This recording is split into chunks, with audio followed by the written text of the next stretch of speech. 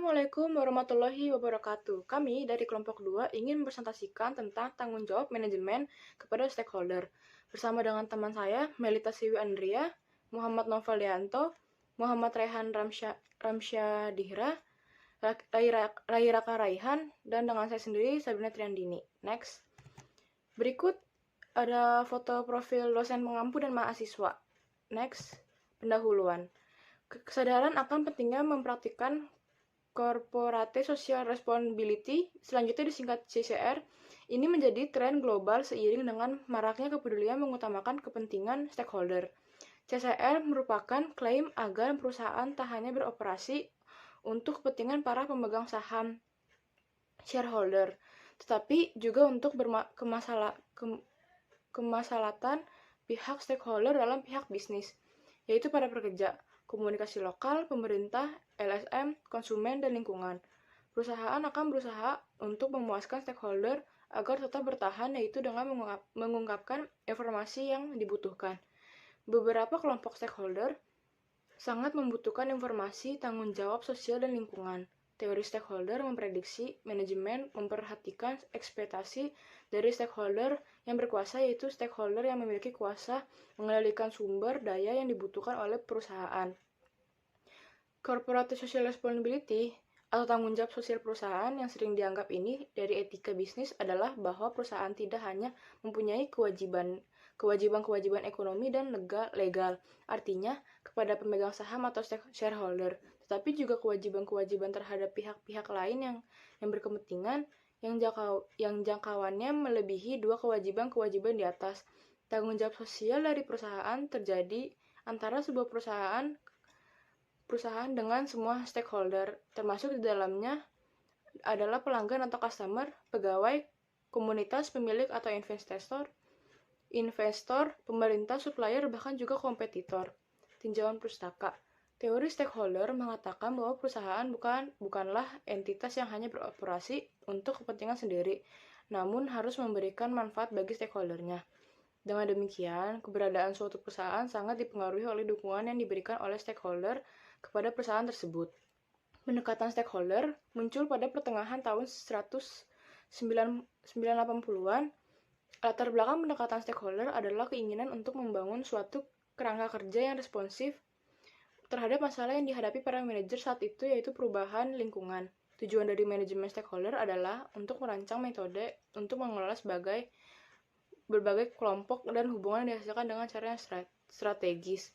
Salah satu strategi untuk menjaga hubungan dengan para stakeholder perusahaan adalah dengan melaksanakan CSR. Dengan pelaksanaan CSR, diharapkan keinginan dari stakeholder dapat terakomodasi sehingga akan menghasilkan hubungan yang harmonis antara perusahaan dengan stakeholdernya. Hubungan yang harmonis akan berakibat pada perusahaan dapat mencapai keberlanjutan atau kelestarian perusahaannya. Definisi bisnis.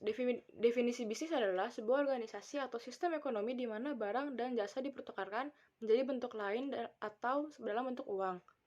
Tujuan bisnis yang pertama ada ingin mencukupi serta memenuhi berbagai macam kebutuhan. Yang kedua ada menginginkan untuk terkenal sebagai seorang pembisnis atau pengusaha oleh masyarakat. Yang ketiga ada ingin menjadi seseorang yang mampu meneruskan usaha keluarga. Dan yang terakhir ingin memanfaatkan waktu luang dengan sesuatu yang menguntungkan. Next, definisi stakeholder. Stakeholder adalah pihak individu, kelompok, ataupun komunitas tertentu yang mempunyai kepentingan dalam suatu perusahaan. Stakeholder mempunyai potensi untuk bisa mempengaruhi ataupun dipengaruhi oleh bisnis yang ada dalamnya. Definisi stakeholder menurut para ahli. Yang pertama ada Freeman. Freeman berpendapat bahwa stakeholder adalah pihak individu atau kelompok masyarakat yang saling mempengaruhi dan juga dipengaruhi guna mencapai tujuan perusahaan. Yang kedua ada Biset. Bisa menjelaskan bahwa stakeholder adalah pihak individu atau kelompok orang yang mempunyai kepentingan atau perhatian atas suatu masalah tertentu. Yang ketiga ada Wibisono. Wibisono mengatakan bahwa stakeholder adalah pihak individu atau kelompok yang memiliki kepentingan secara langsung atau tidak langsung mampu mempengaruhi atau dipengaruhi kegiatan eksistensi perusahaan. Next, stakeholder internal. Stakeholder internal adalah pemangku kepentingan di dalam perusahaan. Mereka memiliki kepentingan langsung di perusahaan sekaligus mempengaruhi bisnisnya. Mereka mempunyai hubungan kepemilikan atau berperan dalam menjalankan fungsi perusahaan. Istilah tersebut juga disebut sebagai pemangku Kepentingan internal. Berdasarkan penjelasan tersebut, pemilik bisnis dan karyawan merupakan contoh stakeholder internal. Contohnya ada pemegang saham, manajemen, karyawan atau staf, dan yang terakhir ada keluarga karyawan atau pegawai staf. Stakeholder eksternal. Stakeholder eksternal adalah bagian dari pemangku kepentingan bisnis di luar organisasi. Mereka tidak memiliki hubungan kepemilikan atau pekerjaan dengan perusahaan. Dengan kata lain, mereka adalah yang memiliki kepentingan dalam perusahaan selain pemegang saham dan karyawan perusahaan. Seperti pemangku kepentingan internal, mereka berdampak pada perusahaan. Pada saat yang sama, mereka juga dipengaruhi oleh keputusan dan tindakan oleh perusahaan. Kami juga menyebut mereka pemangku kepentingan eksternal. Contohnya di sini ada konsumen, distributor, supplier, atau pemasok. Dan yang terakhir ada kompetitor atau pesaing. Next, jenis-jenis stakeholder. Pada umumnya, stakeholder akan terbagi berdasarkan posisi, kekuatan, serta pengaruhnya. Berikut ini adalah jenis-jenis stakeholder tersebut. Yang pertama ada stakeholder primer. Stakeholder primer adalah stakeholder yang erat kaitannya dengan penyusunan kebijakan, proyek, dan program. Mereka adalah pihak penentu yang paling utama dalam aktivitas pengambilan keputusan perusahaan. Beberapa contoh stakeholder primer ini adalah, yang pertama ada masyarakat dan tokoh masyarakat. Masyarakat adalah pihak yang akan terkena imbas langsung dari suatu kebijakan, program, atau suatu proyek. Sedangkan tokoh masyarakat adalah anggota masyarakat yang mampu menyampaikan aspirasi dari masyarakat. Yang kedua ada manajer publik. Manajer publik adalah pihak yang memiliki tanggung jawab dalam hal penentuan, keputusan, dan penerapannya. Kedua ada stakeholder sekunder. Stakeholder sekunder adalah pihak yang tidak akan berhubungan langsung atas suatu program, kebijakan, atau suatu proyek. Tapi stakeholder primer memiliki rasa keprihatinan dan kepedulian, sehingga mereka turut serta dalam mengatakan pendapatnya yang berpotensi mampu mengubah sikap stakeholder primer dan keputusan resmi pemerintah. Beberapa contoh stakeholder sekunder adalah, yang pertama ada lembaga pemerintah yang berada dalam suatu wilayah tertentu namun tidak memiliki tanggung jawab secara langsung. Yang kedua ada suatu lembaga pemerintah yang erat kaitannya dengan permasalahan tapi tidak memiliki wewenang dalam menentukan keputusan. Yang ketiga ada pihak LSM atau lembaga swadaya masyarakat yang fokus dalam dampak, rencana, atau manfaat atas suatu kebijakan. Yang ketiga ada perguruan tinggi, kelompok akademisi yang memiliki pengaruh langsung terkait proses pengambilan kebijakan pemerintah. Dan ada pengusaha atau badan usaha yang berhubungan langsung dengan permasalahan. Ketiga ada stakeholder kunci. Stakeholder kunci merupakan kelompok eksekutif yang memiliki wewenang resmi atas pengambilan keputusan. Beberapa contoh dari stakeholder kunci dalam suatu proyek pemerintah daerah kabupaten adalah pemerintah kabupaten, DPRD, kabupaten, dan dinas yang bertanggung jawab langsung atas pengerjaan proyek tersebut. Next, fungsi dan pemeran stakeholder dalam perusahaan. Yang pertama, membuat keputusan. Para pihak stakeholder biasanya akan menyelenggarakan rapat yang mengundang pihak eksekutif perusahaan seperti para direktur dan kelompok lain yang mempunyai wewenang penting di dalam suatu perusahaan. Mereka memiliki hak untuk membuat kebijakan atau menyuarakan idenya untuk perusahaan. Selain itu, mereka juga memiliki wewenang untuk menunjuk dan memecat pemimpin perusahaan. Yang kedua ada manajemen langsung. Beberapa pihak stakeholder juga ternyata akan terlibat langsung dalam manajemen perusahaan. Mereka yang menjabat beberapa posisi tertentu seperti HRD, R&D, DLL adalah orang yang bertanggung jawab dalam mengatur bisnis perusahaan dan menjamin kesuksesan perusahaan secara langsung. Pada umumnya, suatu perusahaan swasta atau perusahaan terbuka akan menyediakan bangku khusus untuk investor besar agar bisa berpartisipasi langsung dalam kegiatan bisnis di level manajerial. Yang ketiga ada pendukung keuangan. Sebelumnya sudah kita bahas bahwa investor adalah salah satu pihak stakeholder dalam suatu perusahaan. Untuk itu, mereka bisa memutuskan untuk mengurangi atau menambah aset investasinya pada perusahaan berdasarkan kondisi finansial perusahaan. Untuk itu, perusahaan akan harus membangun hubungan dan ikatan yang baik dengan para stakeholder. Dan yang terakhir ada tanggung jawab sosial perusahaan. Pihak manajemen perusahaan harus bisa menyeimbangkan hubungan antara bisnis dengan stakeholdernya. Untuk itu, manajemen perusahaan harus mengantongi tanggung jawab sosial perusahaan atau yang bisa disebut corporate social responsibility. Tanggung jawab sosial ini bisa diterapkan pada karyawan, supplier, konsumen, investor, atau lingkungan dan komunitas tertentu di sekitarnya. Nantinya, para stakeholder perusahaan bisa membuat kebijakan berdasarkan hasil dari strategi CSR yang dikerjakan dalam suatu perusahaan. Definisi dan contoh tanggung jawab terhadap pelanggan. Definisi pelanggan.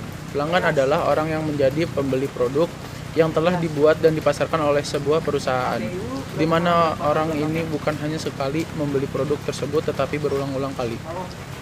Tanggung jawab terhadap pelanggan, menciptakan program menerima dan memecahkan keluhan, melakukan survei untuk mengetahui kepuasan pelanggan, gugatan hukum oleh pelanggan.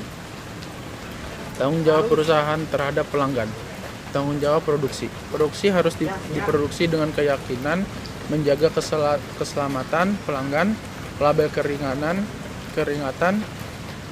harus ada guna mencegah kecelakaan karena salah dalam penggunaan dan adanya efek samping.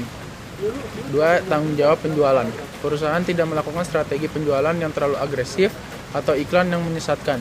Perlu survei kepuasan pelanggan, di mana yang diperlakukan sebagai mestinya. Definisi konsumen. Konsumen adalah setiap orang pemakai barang atau jasa yang tersedia dalam masyarakat, baik bagi kepentingan diri sendiri, keluarga, orang lain, maupun makhluk hidup lain dan tidak untuk diperdagangkan. Jika tujuan pembelian produk tersebut untuk dijual kembali, maka dia disebut pengecer atau distributor.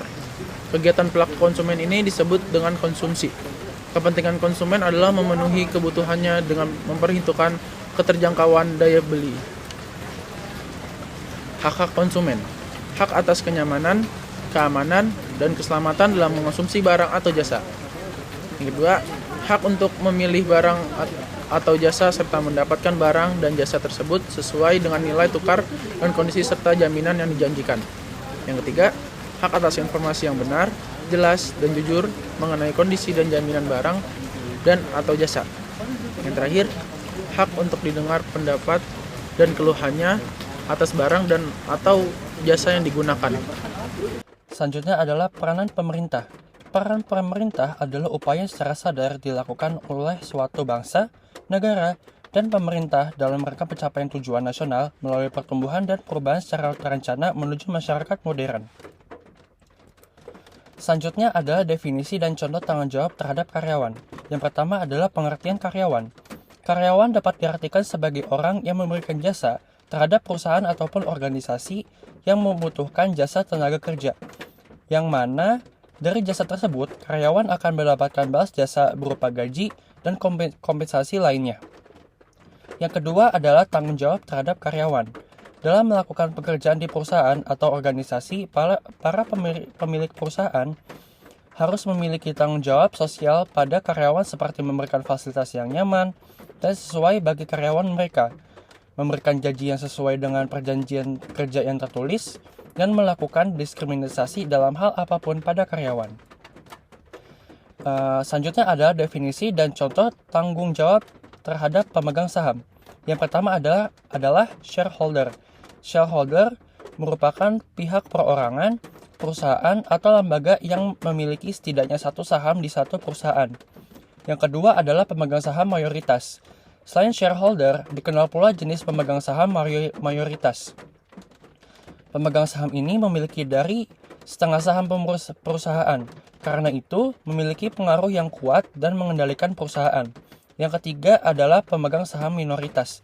Sementara itu, pemegang saham minoritas adalah yang memiliki kurang dari 50% saham perusahaan. Pengaruh pemegang saham minoritas sangatlah kecil terhadap operasional perusahaan.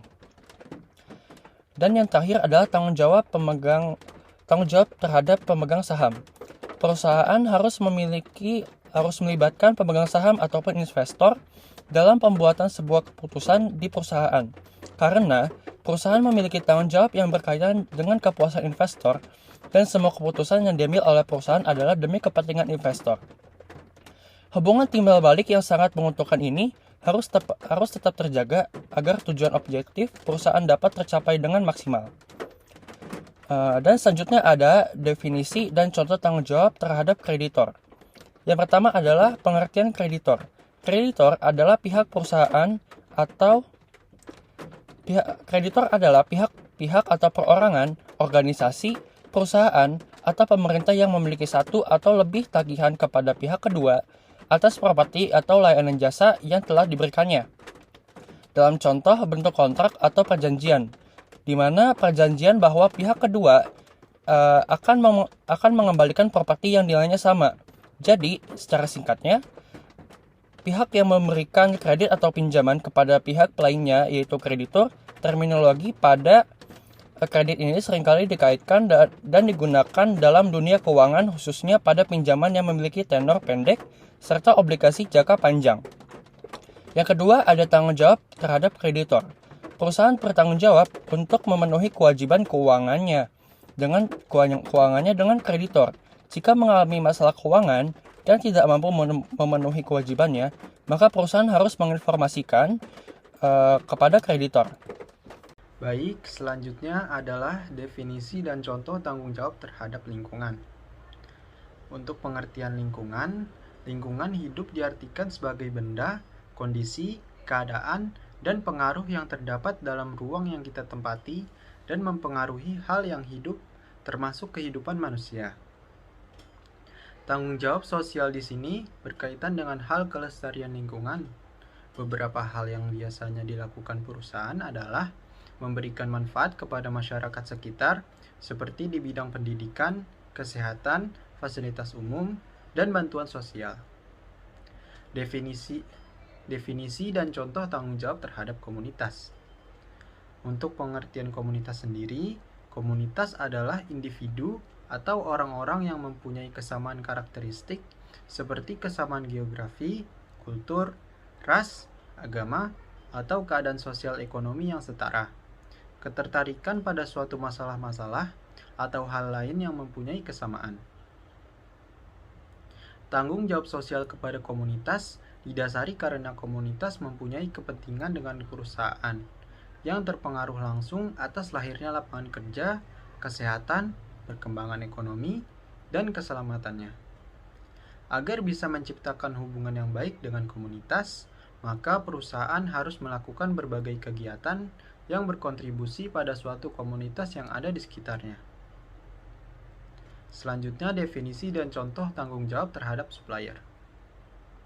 Pengertian supplier. Supplier adalah suatu perusahaan atau perorangan yang menjual bahan mentah yang diperlukan oleh perusahaan lain agar bisa diolah menjadi suatu produk yang siap untuk dijual. Kerjasama antara perusahaan dengan para supplier harus dijaga dengan adanya tindakan kejujuran dalam penetapan harga dan hak untuk menjual. Mengedepankan rasa toleransi agar tercipta hubungan jangka panjang dalam bisnis. Selalu bertukar informasi dengan supplier dan melakukan pembayaran secara tepat waktu pada para supplier. Contoh penerapan Good Corporate Governance. Penerapan Good Corporate Governance tidak hanya melindungi kepentingan para investor saja, tetapi juga akan dapat mendatangkan banyak manfaat dan keuntungan bagi perusahaan terkait dan juga pihak-pihak lain yang mempunyai hubungan langsung maupun tidak langsung dengan perusahaan. Berbagai manfaat dan keuntungan yang diperoleh dengan penerapan Good Corporate Governance dapat disebut antara lain dengan penerapan Good Corporate Governance, perusahaan dapat meminimalkan agency cost, yaitu biaya yang timbul sebagai akibat dari pendelegasian kewenangan kepada manajemen, termasuk biaya penggunaan sumber daya perusahaan oleh manajemen untuk kepentingan pribadi maupun dalam rangka pengawasan terhadap perilaku manajemen itu sendiri. Penerapan corporate governance yang konsisten juga akan meningkatkan kualitas laporan keuangan perusahaan. Manajemen akan cenderung untuk tidak melakukan rekayasa terhadap laporan keuangan, karena adanya kewajiban untuk mematuhi berbagai aturan dan prinsip akuntansi yang berlaku dan penyajian informasi secara transparan. Hasil penelitian Beasley tahun 1996 dan Abbott tahun 2000 menunjukkan bahwa penerapan corporate governance dapat meningkatkan kualitas laporan keuangan. Dengan berbagai manfaat dan keuntungan yang diberikan oleh penerapan Good Corporate Governance, sebagaimana disebutkan di atas, wajar kiranya semua stakeholders, terutama para pelaku usaha di Indonesia, menyadari betapa pentingnya konsep ini bagi pemulihan kondisi usaha dan sekaligus tentunya pemulihan kondisi ekonomi kita secara nasional. Meskipun telah banyak upaya ke arah itu yang dilakukan, baik oleh pihak pemerintah sendiri, organisasi-organisasi non-pemerintah, serta para pelaku usaha. Namun amat disayangkan, hingga saat ini penerapan konsep corporate governance itu masih hanya sebatas mengikuti tren yang berkembang dan guna menunjukkan kepatuhan atas ketentuan yang ditetapkan oleh berbagai institusi pemberi dana serta pemerintah. Seharusnya para pelaku usaha memandang dan menyadari bahwa good corporate governance merupakan suatu kebutuhan yang harus dipenuhi agar mereka dapat mencapai pertumbuhan yang berkualitas dan berkesinambungan. Selanjutnya akan dibacakan oleh rekan saya. Selanjutnya, terdapat contoh kasus pada pelanggaran etika bisnis oleh Oreo PT Nabisco. Segmentasi PT Nabisco pun tepat dalam mengeluarkan produk biskuit coklat berlapiskan susu ini. Namun, biskuit Oreo yang merupakan biskuit favorit anak-anak mengandung bahan melamin. Dalam kasus Oreo sengaja menambahkan zat melamin, padahal bila dilihat dari segi kesehatan manusia, zat tersebut dapat menimbulkan kanker hati dan lambung. BPOM dan Dinas Kesehatan mengatakan bahwa Oreo produksi luar negeri mengandung melamin dan tidak layak untuk dikonsumsi karena berbahaya bagi kesehatan, maka harus ditarik dari peredarannya. Pembersihan nama Oreo sebagai biskuit berbahaya cukup menguras tenaga bagi public relation PT Nabisco. Lalu evaluasi pada kasus. Dari contoh kasus di atas merupakan salah satu perusahaan yang telah melanggar prinsip kejujuran dalam berbisnis karena telah memasarkan produk tanpa menjamin keamanan produk tersebut terhadap pelanggannya. Perusahaan tersebut juga mengenyampingkan aspek kesehatan konsumen dan membiarkan penggunaan zat berbahaya dalam produknya. Apabila perusahaan tidak menjamin keamanan produknya, maka ia akan kehilangan konsumennya karena rasa ragu untuk menggunakan produk tersebut akan timbul. Selanjutnya, terdapat 5 jenis-jenis variabel pada kesimpulan. Yang pertama, variabel tipe industri atau profile yang membedakan perusahaan menjadi low profile dan high profile berpengaruh negatif terhadap corporate social responsibility disclosure. Kedua, variabel ukuran perusahaan atau size yang diukur dengan log natural atau total aset berpengaruh positif terhadap corporate social responsibility disclosure. Ketiga, variabel profitabilitas perusahaan yang diukur dengan return on asset atau ROA berpengaruh positif terhadap corporate social responsibility disclosure. Keempat, variabel leverage perusahaan yang diukur dengan debt to equity ratio atau DER tidak berpengaruh terhadap corporate social responsibility disclosure. Dan yang terakhir, jenis variabel pertumbuhan perusahaan atau growth yang diukur dengan rasio pertumbuhan penjualan tidak berpengaruh terhadap corporate social disclosure. Dan yang terakhir, terdapat pula 4 jenis-jenis peneliti pada saran. Yang pertama, peneliti dapat memperluas sampel, tidak hanya menggunakan sampel perusahaan manufaktur tetapi dapat mencakup seluruh perusahaan yang terdaftar di Bursa Efek Indonesia atau BI. Kedua, peneliti sebaiknya tidak hanya menggunakan laporan tahunan atau annual report saja dalam memperoleh data terkait corporate social 91 responsibility disclosure yang dilakukan perusahaan, tetapi dapat juga memperluas cakupan dengan melihat dari laporan yang ada di website perusahaan, media cetak, dan elektronik. Ketiga, peneliti juga perlu mengikuti perkembangan dan memperbaharui item-item yang dapat digunakan dalam menilai corporate social responsibility disclosure. Dan yang terakhir, peneliti dapat menggunakan atau menambahkan variabel penelitian lain yang tidak digunakan dalam peneliti seperti umur perusahaan, kepemilikan, pabrik, ukuran, dewan komisaris, pengungkapan, media, kategori BUMN atau non-BUMN, dan sebagainya untuk lebih menjelaskan pengaruh karakteristik perusahaan terhadap corporate social responsibility disclosure.